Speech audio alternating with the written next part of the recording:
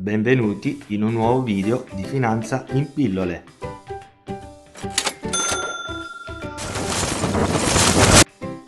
Oggi parleremo del drawdown di un titolo.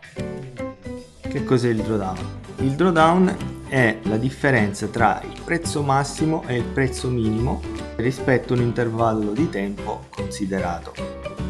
Andiamo a vedere oggi con questo tutorial come calcolare il drawdown usando un file Excel. Andiamo sul sito Investing e cerchiamo la serie storica di un titolo. Oggi noi considereremo Rio Tinto.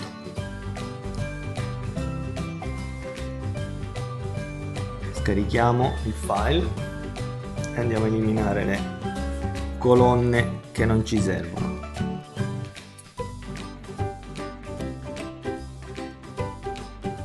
Bisogna cercare il massimo prezzo nella serie storica.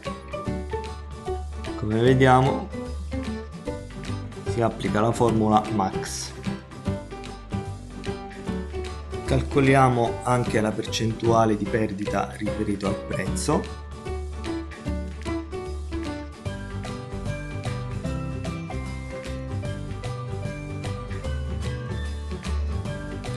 Passiamo a ordinare le colonne partendo dalla data meno recente alla data più recente ed andiamo ad aggiungere un'ulteriore colonna dove andremo ad individuare il periodo di drawdown relativo.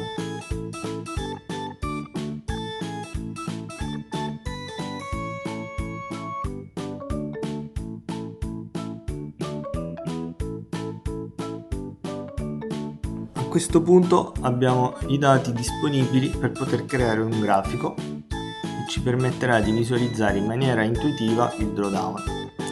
Quindi apriamo la finestra dei grafici, selezioniamo un grafico a linee, andiamo a togliere il drawdown period che non è necessario per il grafico e qui già a colpo d'occhio possiamo vedere in arancione il prezzo massimo e in blu la linea del prezzo.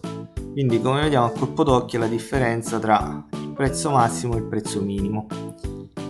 Andiamo a trovare appunto la differenza massima di drawdown, sempre con la formula MAX ma sulla colonna di drawdown in percentuale. Ci accorgiamo che il massimo drawdown nel corso di 10 anni del titolo Rio Tinto è stato del 60%. Un altro parametro molto importante da valutare è la durata del periodo di recupero della massima perdita. Queste due importanti informazioni in qualche modo aiutano a valutare il livello di rischio del titolo che stiamo considerando.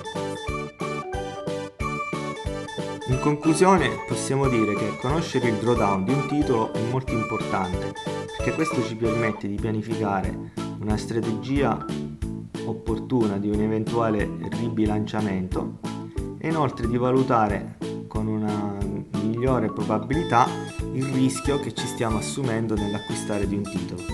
Tutto questo va contestualizzato in quanto il passato non è garanzia del ripetersi del futuro, ma sicuramente avere delle basi analitiche su cui fare dei ragionamenti è di grosso aiuto.